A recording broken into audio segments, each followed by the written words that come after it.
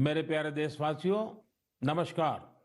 आज मन की बात के एक और एपिसोड के जरिए हम एक साथ जुड़ रहे हैं।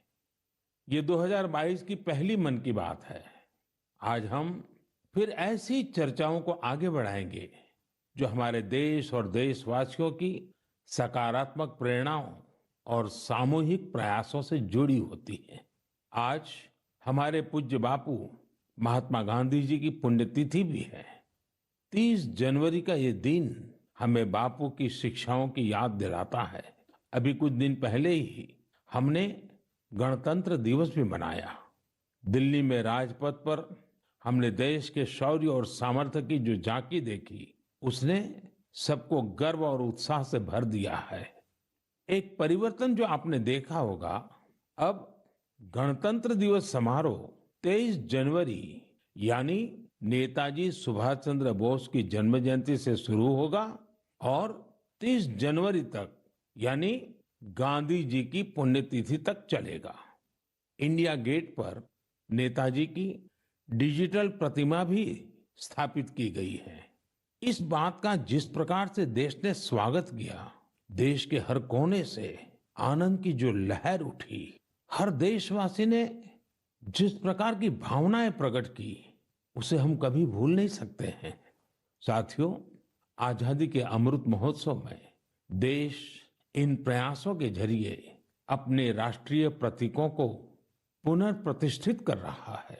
हमने देखा कि इंडिया गेट के समीप अमर जवान ज्योति और पास में ही नेशनल वॉर मेमोरियल पर प्रज्वलित ज्योति को एक किया गया। इस भावुक अवसर पर कितने ही देशवासियों और शहीद परिवारों की आंखों में आंसू थे। नेशनल वॉर मेमोरियल में आजादी के बाद से शहीद हुए देश के सभी जाबाजों के नाम अंकित किए गए हैं। मुझे सेना के कुछ पूर्व जवानों ने पत्र लिखकर कहा है कि शहीदों की स्मृति के सामने प्रज्वलित हो रही अमर जवान ज्योति शहीदों की अमरता का प्रतीक है। सच में अमर जवान ज्योति की ही तरह हमारे शहीद, उनकी प्रेरणा और उनके योगदान भी अमर है।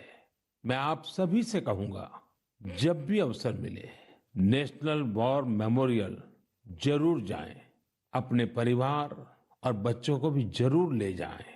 यहाँ आपको एक अलग ऊर्जा और प्रेरणा का अनुभव होगा। साथियों, अमृत महोत्सव के इन आयोजनों के बीच देश में कई महत्वपूर्ण राष्ट्रीय पुरस्कार भी दिए गए हैं। एक है प्रधानमंत्री राष्ट्रीय बाल पुरस्कार। ये पुरस्कार उन बच्चों को मिले जिन्होंने छोटी सी उम्र में साहसिक और प्रेरणादायी काम किए हैं। हम सबको अपने घरों में इन बच्चों के बारे में जरूर बताना चाहिए। इनसे हमारे बच्चों को भी प्रेरणा मिलेगी और उनके भीतर देश का नाम रोशन करने का उत्साह जगेगा। देश में अभी पद्म सम्मान की भी घोषणा हुई है। पद्म पुरस्कार पाने वाले में कई ऐसे नाम भी हैं जिनके बारे में बहुत कम लोग जानते हैं। ये हमारे देश के अनसंग हीरोज हैं, जिन्होंने साधारण परिस्थितियों में असाधारण काम किए हैं। जैसे कि उत्तराखंड की बसंती देवी जी को पद्मश्री से सम्मानित किया गया है। बसंती देवी ने अपना पूरा जीवन संघर्षों के बीच जिया। कम उम्र में ही उनके पति का निधन हो गया था और वो एक आश्रम में रहने लगी। यहाँ रहकर उन्होंने नदी को बचाने के लिए संघर्ष किया और पर्यावरण के लिए असाधारण योगदान दिया। उन्होंने महिलाओं के सशक्तिकरण के लिए भी काफी काम किया है। इसी तरह मणिपुर की 77 साल की लौरेम्बम बिनो देवी दशकों से मणिपुर की लीबा टेक्सटाइल आर्ट का संरक्षण कर रही है। उन्हें भी पद्मश्री से सम्मानित किया गया है। मध्य प्रदेश के अर्जुन सिंह को बैगा आदिवासी नृत्य की कला को पहचान दिलाने के लिए पद्म सम्मान मिला है। पद्म सम्मान पाने वाले एक और व्यक्ति हैं श्रीमान अमाई महालिंगा नाइक। एक किसान है और कर्नाटका के रहने वाले हैं। इन्हें कुछ लोग टनल मैन भी कहते हैं। उन्होंने खेती में ऐसे ऐसे इनोवेशन किए हैं जिन्हें देखकर कोई भी हैरान रह जाए। इनके प्रयासों का बहुत बड़ा लाभ छोटे किसानों को हो रहा है। ऐसे और भी कई अनसंग हीरोज हैं जिन्हें देश ने उनके योगदान के लिए सम्मानित किया है। आप जरूर इनके बारे में जानने की कोशिश करिए। इनसे हमें जीवन में बहुत कुछ सीखने को मिलेगा। मेरे प्यारे देशवासियों, अमृत महोत्सव पर आप सब साथी मुझे ढेरों पत्र और मैसेज भेजते हैं, कई सुझाव भी देते हैं। इसी श्रृंखला में कुछ ऐसा हुआ है जो मेरे लिए अविस्मरणीय है। मुझे 1 करोड़ से ज्यादा बच्चों ने अपने मन की बात पोस्टकार्ड के जरिए लिखकर भेजी है। ये 1 करोड़ पोस्टकार्ड देश के अलग अलग हिस्सों से आए हैं, विदेश से भी आए हैं। समय निकालकर इनमें से काफी पोस्टकार्ड को मैंने पढ़ने का प्रयास किया है। इन पोस्टकार्ड्स में इस बात के दर्शन होते हैं कि देश के भविष्य के लिए हमारी नई पीढ़ी की सोच कितनी व्यापक और कितनी बड़ी है। मैंने मन की बात के श्रोताओं के लिए कुछ पोस्टकार्ड छांटे हैं जिन्हें मैं आपसे शेयर करना चाहता हूं। जैसे यह एक असम के गुवाहाटी से रिद्धिमा स्वर्गियारी का पोस्टकार्ड है। रिद्धिमा क्लास 7th की स्टूडेंट है और उन्होंने लिखा है कि वो आजादी के 100वें साल में एक ऐसा भारत देखना चाहती हैं जो दुनिया का सबसे स्वच्छ देश हो, आतंकवाद से पूरी तरह से मुक्त हो, 100% साक्षर देशों में शामिल हो, जीरो एक्सीडेंट कंट्री हो और सस्टेनेबल तकनीक से फूड सिक्योरिटी में सक्षम हो।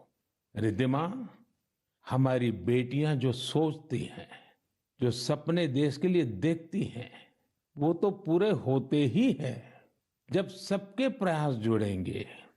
आपकी युवा पीढ़ी इसे लक्ष्य बनाकर काम करेगी तो आप भारत को जैसा बनाना चाहती हैं वैसे जरूर होगा। एक पोस्टकार्ड मुझे उत्तर प्रदेश के प्रयागराज की नव्या वर्मा का भी मिला है। नव्या ने लिखा है कि उनका सपना 2047 में ऐसे भारत का है जहां सभी को सम्मानपूर्ण जीवन मिले, जहां किसान समृद्ध हो और भ्रष्टाचार न हो। नव्या, देश के लिए आपका सपना बहुत सराहनीय है। इस दिशा में देश तेजी से आगे भी बढ़ रहा है। आपने भ्रष्टाचार मुक्त भारत की बात की। भ्रष्टाचार तो दीमक की तरह देश को खोखला करता है। उससे मुक्ति के लिए 2047 का इंतजार क्यों? ये काम हम सभी देशवासियों को, आज की युवा पीढ़ी को मिलकर करना है, जल्द से जल्द करना है। और इसके लिए बहुत जरूरी है कि हम अपने कर्तव्यों को प्राथमिकता दें। जहां कर्तव्य निभाने का एहसास होता है, कर्तव्य सर्वोपरि होता है, वहां भ्रष्टाचार फटक भी नहीं सकता। साथियों, एक और पोस्टकार्ड मेरे सामने है चेन्नई से मोहम्मद इब्राहिम का। इब्राहिम 2047 में भारत को रक्षा के क्षेत्र में एक बड़ी ताकत के रूप में देखना चाहते हैं। वो चाहते हैं कि चंद्रमा पर भारत का अपना रिसर्च बेस हो और मंगल पर भारत मानव आबादी को बसाने का काम शुरू करे। साथ ही इब्राहिम पृथ्वी को भी प्रदूषण से मुक्त करने में भारत की बड़ी भूमिका देखते हैं। इब्राहिम, जिस देश के पास आप जैसे नौजवान हो, उसके लिए कुछ भी असंभव नहीं है। साथियों, मेरे सामने एक और पत्र है मध्य प्रदेश के रायसेन में सरस्वती विद्या मंदिर में क्लास 10 की छात्रा भावना का। सबसे पहले तो मैं भावना को कहूंगा कि आपने जिस तरह अपने पोस्टकार्ड को तिरंगे से सजाया है वो मुझे बहुत अच्छा लगा। भावना ने क्रांतिकारी शिरीष कुमार के बारे में लिखा है। साथियों, मुझे गोवा से लॉरेंसियो परेरा का पोस्टकार्ड भी मिला है। ये क्लास 12 की स्टूडेंट है। इनके पत्र का भी विषय है आजादी के अनसंग हीरोज। मैं इसका हिंदी भावार्थ आपको बता रहा हूं। इन्होंने लिखा है, भिकाजी कामा भारतीय स्वतंत्रता संग्राम में शामिल रही सबसे बहादुर महिलाओं में से एक थी। उन्होंने बेटियों को सशक्त करने के लिए देश विदेश में बहुत से अभियान चलाए, अनेक प्रदर्शनियां लगाई। निश्चित तौर पर भिकाजी कामा स्वाधीनता आंदोलन की सबसे जाबाज महिलाओं में से एक थी। 1907 में उन्होंने जर्मनी में तिरंगा फहराया था। इस तिरंगे को डिजाइन करने में जिस व्यक्ति ने उनका साथ दिया था वो थे श्री श्यामजी कृष्ण वर्मा। श्री श्यामजी कृष्ण वर्मा जी का निधन 1930 में जेनेवा में हुआ था। उनकी अंतिम इच्छा थी कि भारत की आजादी के बाद उनकी अस्थियां भारत लाई जाए। वैसे तो 1947 में आजादी के दूसरे ही दिन उनकी अस्थियां भारत वापस लानी चाहिए थी, लेकिन ये काम नहीं हुआ। शायद परमात्मा की इच्छा होगी ये काम मैं करूं, और इस काम का सौभाग्य भी मुझे ही मिला। जब मैं गुजरात का मुख्यमंत्री था तो वर्ष 2003 में उनकी अस्थियां भारत लाई गई थी। श्यामजी कृष्ण वर्मा जी की स्मृति में उनके जन्म स्थान कच्छ के मांडवी में एक स्मारक का निर्माण भी हुआ है। साथियों, भारत की आजादी के अमृत महोत्सव का उत्साह केवल हमारे देश में ही नहीं है। मुझे भारत के मित्र देश क्रोएशिया से भी 75 पोस्टकार्ड मिले हैं। क्रोएशिया के जाग्रेब में school of applied arts and design के स्टूडेंट्स, उन्होंने ये 75 कार्ड्स भारत के लोगों के लिए भेजे हैं और अमृत महोत्सव की बधाई दी है। मैं आप सभी देशवासियों की तरफ से क्रोएशिया और वहां के लोगों को धन्यवाद देता हूं। मेरे प्यारे देशवासियों, भारत शिक्षा और ज्ञान की तपोभूमि रहा है। हमने शिक्षा को किताबी ज्ञान तक ही सीमित नहीं रखा, बल्कि इसे जीवन के एक समग्र अनुभव के तौर पर देखा है। हमारे देश की महान विभूतियों का भी शिक्षा से गहरा नाता रहा है। पंडित मदन मोहन मालवीय जी ने जहां बनारस हिंदू विश्वविद्यालय की स्थापना की, वहीं महात्मा गांधी ने गुजरात विद्यापीठ के निर्माण में अहम भूमिका निभाई। गुजरात के आणंद में एक बहुत ही प्यारी जगह है वल्लभ विद्यानगर। सरदार पटेल के आग्रह पर उनके दो सहयोगियों भाई काका और भीखा भाई ने वहां युवाओं के लिए शिक्षा केंद्रों की स्थापना की। इसी तरह पश्चिम बंगाल में गुरुदेव रविंद्रनाथ टैगोर ने शांति निकेतन की स्थापना की। महाराजा गायकवाड़ भी शिक्षा के प्रबल समर्थकों में से एक थे। उन्होंने कई शिक्षण संस्थानों का निर्माण करवाया और डॉक्टर अंबेडकर और श्री अरविंदो समेत अनेक विभूतियों को उच्च शिक्षा के लिए प्रेरित किया। ऐसे ही महानुभावों की सूची में एक नाम राजा महेंद्र प्रताप सिंह जी का भी है। राजा महेंद्र प्रताप सिंह जी ने एक टेक्निकल स्कूल की स्थापना के लिए अपना घर ही सौंप दिया था। उन्होंने अलीगढ़ और मथुरा में शिक्षा केंद्रों के निर्माण के लिए खूब आर्थिक मदद की। कुछ समय पहले मुझे अलीगढ़ में उनके नाम पर एक यूनिवर्सिटी की आधारशिला रखने का भी सौभाग्य प्राप्त हुआ। मुझे खुशी है कि शिक्षा के प्रकाश को जन जन तक पहुंचाने की वही जीवंत भावना भारत में आज भी कायम है। क्या आप जानते हैं कि इस भावना की सबसे सुंदर बात क्या है? वो ये है कि शिक्षा को लेकर ये जागरूकता समाज में हर स्तर पर दिख रही है। तमिलनाडु के त्रिपुर जिले के उदुमलपेट ब्लॉक में रहने वाली तायम्मल जी का उदाहरण तो बहुत ही प्रेरणादायी है। तायम्मल जी के पास अपनी कोई जमीन नहीं है। बरसों से इनका परिवार नारियल पानी बेचकर अपना गुजर बसर कर रहा है। आर्थिक स्थिति भले अच्छी ना हो, लेकिन तायम्मल जी ने अपने बेटे बेटी को पढ़ाने में कोई कसर बाकी नहीं छोड़ी थी। उनके बच्चे Chinnaveerampatti panchayat union middle school में पढ़ते थे। ऐसे ही एक दिन स्कूल में अभिभावकों के साथ मीटिंग में ये बात उठी कि कक्षाओं और स्कूल की स्थिति को सुधारा जाए, स्कूल इंफ्रास्ट्रक्चर को ठीक किया जाए। तायम्मल जी भी उस मीटिंग में थी। उन्होंने सब कुछ सुना। इसी बैठक में फिर चर्चा इन कामों के लिए पैसे की कमी पर आकर टिक गई। इसके बाद तायम्मल जी ने जो किया उसकी कल्पना कोई नहीं कर सकता था। जिन तायम्मल जी ने नारियल पानी बेच बेचकर कुछ पूंजी जमा की थी, उन्होंने 1 लाख रुपए स्कूल के लिए दान कर दिए। वाकई ऐसा करने के लिए बहुत बड़ा दिल चाहिए, सेवा भाव चाहिए। तायम्मल जी का कहना है, अभी जो स्कूल है उसमें 8वीं कक्षा तक की पढ़ाई होती है। अब जब स्कूल का इंफ्रास्ट्रक्चर सुधर जाएगा तो यहाँ हायर सेकेंडरी तक की पढ़ाई होने लगेगी।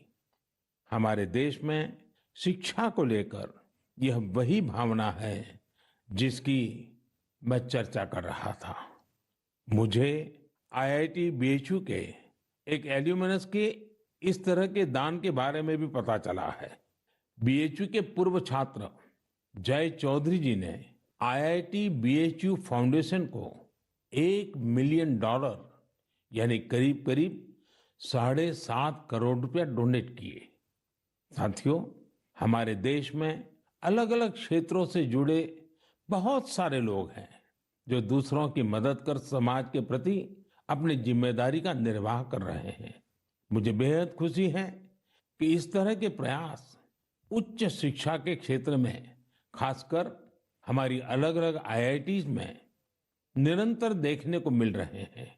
केंद्रीय विश्वविद्यालयों में भी इस प्रकार के प्रेरक उदाहरणों की कमी नहीं है। इस तरह के प्रयासों को और बढ़ाने के लिए पिछले साल सितंबर से देश में विद्यांजलि अभियान की शुरुआत हुई है। इसका उद्देश्य अलग अलग संगठनों, सीएसआर और निजी क्षेत्र की भागीदारी से देश भर के स्कूलों में शिक्षा की गुणवत्ता में सुधार लाना है। विद्यांजलि सामुदायिक भागीदारी और ओनरशिप की भावना को आगे बढ़ा रही है।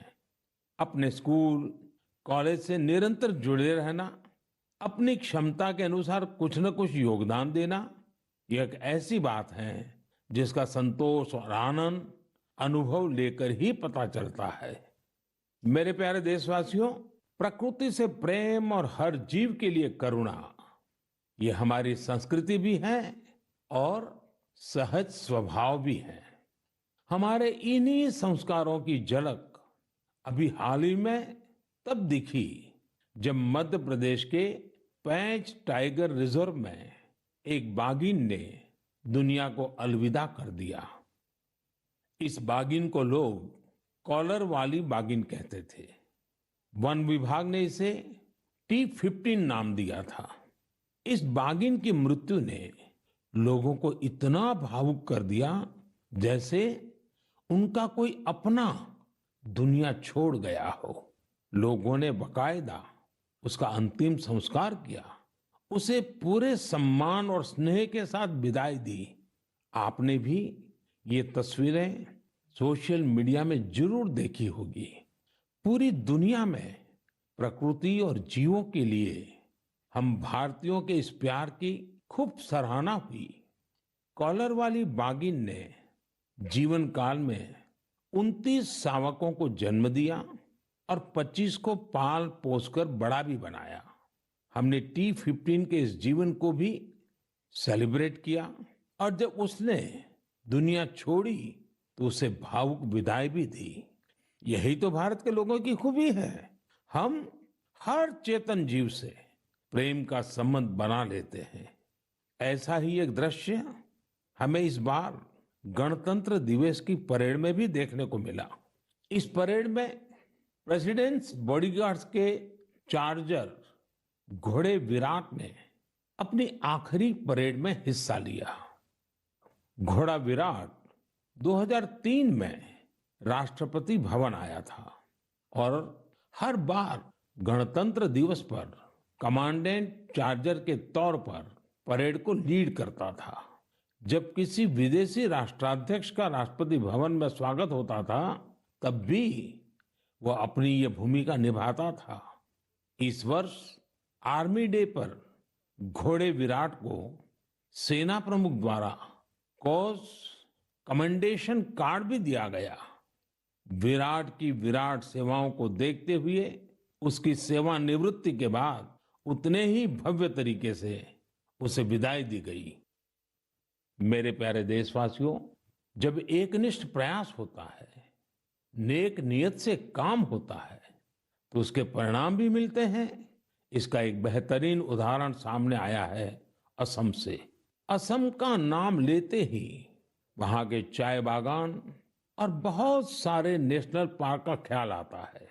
साथ ही एक सींग वाले गैंडे यानी वन हॉर्न्ड राइनो की तस्वीर भी हमारे मन में उभरती है। आप सभी जानते हैं कि एक सींग वाला गैंडा हमेशा से असमिया संस्कृति का हिस्सा रहा है। भारत रत्न भूपेन हजारिका जी का ये गीत हर एक कान में गूंजता होगा। কাজিৰঙাৰ চিৰ সেউজী পৰিৱেশ হস্তি ব্যাঘ্ৰৰে পাত এক খড়গৰ গড় পৃথিৱীয়ে চাই পক্ষীৰ সুদিয়া প্ৰকাশ মোৰ কাজিৰঙা নহয় যে বন্য। साथियों, इस गीत का जो अर्थ है वो बहुत सुसंगत है। इस गीत में कहा गया है, काजीरंगा का हरा भरा परिवेश, हाथी और बाघ का निवास, एक सींग वाले गैंडे को पृथ्वी देखे, पक्षियों का मधुर कलरव सुने। असम की विश्व प्रसिद्ध हथकरघा पर बुनी गई मूंगा और एरी की पोशाकों में भी गैंडों की आकृति दिखाई देती है। असम की संस्कृति में जिस गैंडे की इतनी बड़ी महिमा है, उसे भी संकटों का सामना करना पड़ता था। वर्ष 2013 में 37 और 2014 में 32 गैंडों को तस्करों ने मार डाला था। इस चुनौती से निपटने के लिए पिछले 7 वर्षों में असम सरकार के विशेष प्रयासों से गैंडों के शिकार के खिलाफ एक बहुत बड़ा अभियान चलाया गया। पिछले 22 सितंबर को वर्ल्ड राइनो डे के मौके पर तस्करों से जब्त किए गए 2400 से ज्यादा सींगों को जला दिया गया था। यह तस्करों के लिए एक सख्त संदेश था। ऐसे ही प्रयासों का नतीजा है कि अब असम में गैंडों के शिकार में लगातार कमी आ रही है। जहां 2013 में 37 गैंडे मारे गए थे, वहीं 2020 में 2 और 2021 में सिर्फ 1 गैंडे के शिकार का मामला सामने आया है। मैं गैंडों को बचाने के लिए असम के लोगों के संकल्प की सराहना करता हूं। साथियों, भारतीय संस्कृति के विविध रंगों और आध्यात्मिक शक्ति ने हमेशा से दुनिया भर के लोगों को अपनी ओर खींचा है। अगर मैं आपसे कहूं कि भारतीय संस्कृति अमेरिका, कनाडा, दुबई, सिंगापुर, पश्चिमी यूरोप और जापान में बहुत ही लोकप्रिय है, तो ये बात आपको बहुत सामान्य लगेगी, आपको कोई हैरानी नहीं होगी। लेकिन अगर ये कहूं कि भारतीय संस्कृति का लैटिन अमेरिका और साउथ अमेरिका में भी बड़ा आकर्षण है, तो आप एक बार जरूर सोच में पड़ जाएंगे। मैक्सिको में खादी को बढ़ावा देने की बात हो या फिर ब्राजील में भारतीय परंपराओं को लोकप्रिय बनाने का प्रयास, मन की बात में हम इन विषयों पर पहले चर्चा कर चुके हैं। आज मैं आपको अर्जेंटीना में फहरा रहे भारतीय संस्कृति के परचम के बारे में बताऊंगा। अर्जेंटीना में हमारी संस्कृति को बहुत पसंद किया जाता है। 2018 में मैंने अर्जेंटीना की अपनी यात्रा के दौरान योग के कार्यक्रम में योगा फॉर पीस में हिस्सा लिया था। यहाँ अर्जेंटीना में एक संस्था है, हस्तिनापुर फाउंडेशन। आपको सुनकर के आश्चर्य होता है ना, कहाँ अर्जेंटीना और वहां भी हस्तिनापुर फाउंडेशन। यह फाउंडेशन अर्जेंटीना में भारतीय वैदिक परंपराओं के प्रसार में जुटा है। इसकी स्थापना 40 साल पहले एक मैडम प्रोफेसर एडा एल्ब्रेट ने की थी। आज प्रोफेसर एडा एल्ब्रेट 90 वर्ष की होने जा रही है। भारत के साथ उनका जुड़ाव कैसे हुआ, ये भी बहुत दिलचस्प है। जब वो 18 साल की थी, तब पहली बार भारतीय संस्कृति की शक्ति से उनका परिचय हुआ। उन्होंने भारत में काफी समय भी बिताया, भगवत गीता और उपनिषदों के बारे में गहराई से जाना। आज हस्तिनापुर फाउंडेशन के 40,000 से अधिक सदस्य हैं और अर्जेंटीना एवं अन्य लैटिन अमेरिकी देशों में इसकी करीब 30 शाखाएं हैं। हस्तिनापुर फाउंडेशन ने स्पेनिश भाषा में 100 से अधिक वैदिक और दार्शनिक ग्रंथ भी प्रकाशित किए हैं। इनका आश्रम भी बहुत मनमोहक है। आश्रम में 12 मंदिरों का निर्माण कराया गया है, जिनमें अनेक देवी देवताओं की मूर्तियां हैं। इन सब के केंद्र में एक ऐसा मंदिर भी है जो अद्वैतवादी ध्यान के लिए बनाया गया है। साथियों, ऐसे ही सैकड़ों उदाहरण यह बताते हैं हमारी संस्कृति हमारे लिए ही नहीं बल्कि पूरी दुनिया के लिए एक अनमोल धरोहर है। दुनिया भर के लोग उसे जानना चाहते हैं, समझना चाहते हैं, जीना चाहते हैं। हमें भी पूरी जिम्मेदारी के साथ अपनी सांस्कृतिक विरासत को खुद अपने जीवन का हिस्सा बनाते हुए सब लोगों तक पहुंचाने का प्रयास करना चाहिए। मेरे प्यारे देशवासियों, मैं अब आपसे और खासकर अपने युवाओं से एक प्रश्न करना चाहता हूं। आप सोचिए, आप एक बार में कितने पुशअप कर सकते हैं? मैं जो आपको बताने वाला हूं वो निश्चित रूप से आपको आश्चर्य से भर देगा। मणिपुर में 24 साल के युवा थोना ओजम निरंजॉय सिंह ने 1 मिनट में 109 पुशअप्स का रिकॉर्ड बनाया है। निरंजॉय सिंह के लिए रिकॉर्ड तोड़ना कोई बात नहीं है। इससे पहले भी उन्होंने 1 मिनट में एक हाथ से सबसे ज्यादा नकल पुशअप्स का रिकॉर्ड बनाया था। मुझे पूरा विश्वास है कि निरंजॉय सिंह से आप प्रेरित होंगे और फिजिकल फिटनेस को अपने जीवन का हिस्सा बनाएंगे। साथियों, आज मैं आपके साथ लद्दाख की एक ऐसी जानकारी साझा करना चाहता हूं जिसके बारे में जानकर आपको जरूर गर्व होगा। लद्दाख को जल्द ही एक शानदार ओपन सिंथेटिक ट्रैक और एस्ट्रो टर्फ फुटबॉल स्टेडियम की सौगात मिलने वाली है। यह स्टेडियम 10,000 फीट से अधिक की ऊंचाई पर बन रहा है और इसका निर्माण जल्द पूरा होने वाला है। लद्दाख का यह सबसे बड़ा ओपन स्टेडियम होगा जहां 30,000 दर्शक एक साथ बैठ सकेंगे। लद्दाख के इस आधुनिक फुटबॉल स्टेडियम में 8 लेन वाला एक सिंथेटिक ट्रैक भी होगा। इसके अलावा यहाँ 1,000 बेड वाले एक हॉस्टल की सुविधा भी होगी। आपको ये जानकर भी अच्छा लगेगा कि इस स्टेडियम को फुटबॉल की सबसे बड़ी संस्था फीफा ने भी सर्टिफाई किया है। जब भी स्पोर्ट्स का ऐसा कोई बड़ा इंफ्रास्ट्रक्चर तैयार होता है तो यह देश के युवाओं के लिए बेहतरीन अवसर लेकर आता है। साथ साथ जहां ये व्यवस्था होती है वहां भी देश भर के लोगों का आना जाना होता है, टूरिज्म को बढ़ावा मिलता है और रोजगार के अनेक अवसर पैदा होते हैं। इस स्टेडियम का भी लाभ लद्दाख के हमारे अनेकों युवाओं को होगा। मेरे प्यारे देशवासियों, मन की बात में इस बार भी हमने अनेक विषयों पर बात की। एक विषय और है जो इस समय सबके मन में है और वो है कोरोना का। कोरोना की नई वेव से भारत बहुत सफलता के साथ लड़ रहा है।